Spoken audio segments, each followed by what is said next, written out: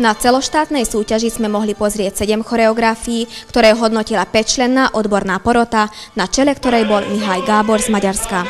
Predseda poroty s prácou tunajších folklórnych súborov sa už stretol viackrát a vraví, že napredujú správnym smerom. Našťastie s tunajšími folklórnymi súbormi som sa už stretol. Možno už tretíkrát vidím ich umelecké vystúpenie. Teší ma, že sme mohli vidieť maďarské a aj sedmochradské tance.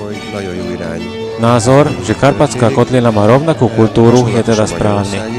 Môžu byť národnostné osobitosti, ale Maďari, Rumúni, Slováci nasledujeme tú istú kultúru.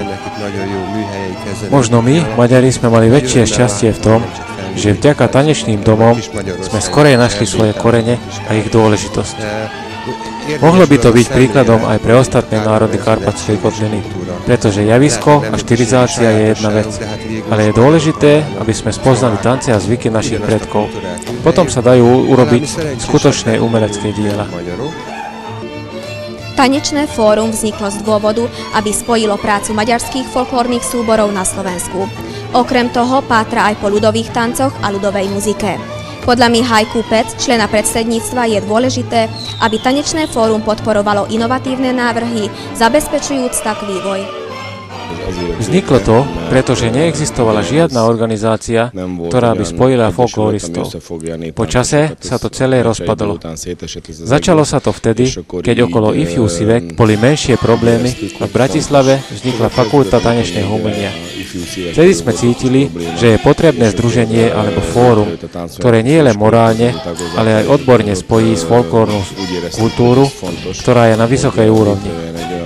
Vždy sa dá napredovať. Existujú nové cesty. Práve to je krásne v tomto žánri. Verím, že aj táto nová generácia objaví nové cesty a dúfam, že fórum bude môcť nové inovatívne návrhy podporovať. Inovatívne úsilie, o ktorom hovoril Mihaj Kupec, predviedla folklórna skupina Kinčuj zo Želiezoviec. Mladú debutujúcu skupinu choreografov pred našou kamerou reprezentoval Gábor Gálik.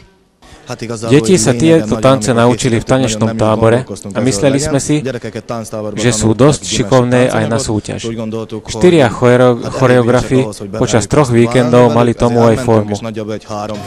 Je populárny ľudový tanec a tanečné domy aj medzi Maďarmi na Slovensku. Hlásia sa k tomu svetu. Dobrá otázka. Hlavným problémom je, že ľudový tanec každý pozná iba tak, že 2 kroky doľava a 2 kroky doprava. Lenže to tak nie je. Dnes sme mali možnosť vidieť, že dá sa v tom ukázať aj viac. K tanečným domom iba toľko, že tu na Slovensku je ich čoraz menej. Bolo by ich treba organizovať častejšie a chodili by tam viacerí ako teraz. Folklórne skupiny vo svojich súťažných programoch ukázali naozaj viac než 2 kroky doľava a 2 doprava. Výbornú prácu odviedol aj Kupec Mihaj, ktorý sa dostal medzi najlepších až s 2 choreografiami. Možno práve preto, lebo uprednostňuje radšej tímovú prácu. Koniec koncom sme tu už starí hráči a pri choreografiách nie je dôležité moje meno, ale práca tanečníkov. Choreografia je niečo, čo sa vytvorí v tanečnej sále, keď je skupina spolu, ale je to výplod tanečných domov. Odkaz zo starodávnych čias treba pripomenúť do 21.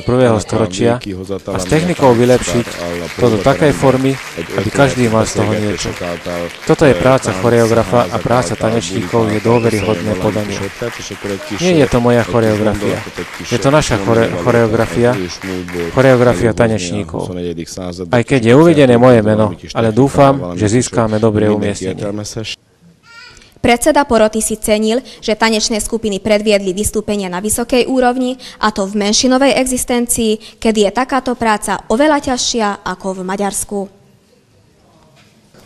Dôležité je, že tradície sa uchovávajú aj v prípade národnostných menšín. V Maďarsku máme oveľa ľahšiu prácu. Tu aj nábor detí prebieha ťažšie. Pravdepodobne aj potrebné financie sa získajú ťažšie. Možno takúto prácu prenasledujú aj krivé pohľady. Teda pre mňa je rozhodujúce, že napriek takýmto ťažkostiam tanečníci majú silu a dosahujú úroveň. V 21. storočí uchovávame tradície a kultúru, ktoré už skoro zanikli. Tak porodcovia, ako aj tanečníci. Staré skupiny už zanikli, ale sú to nové, mladé, ktoré kultúru nesú ďalej. Je to nádej a osobitosť Hornej zeme, Sedmohradska, Podkarpatska a Dolnej zeme. A možno aj naša v Maďarsku. Napriek všetkému, situácia tu na Hornej zemi nie je až taká idylická. Počet folklórnych skupín uchovávajúcich maďarské tance stále klesá. Nie sú objavené talentované deti, čo ohrozuje budúcnosť skupín. Okrem klesania počtu folklórnych skupín klesá aj počet obecenstva.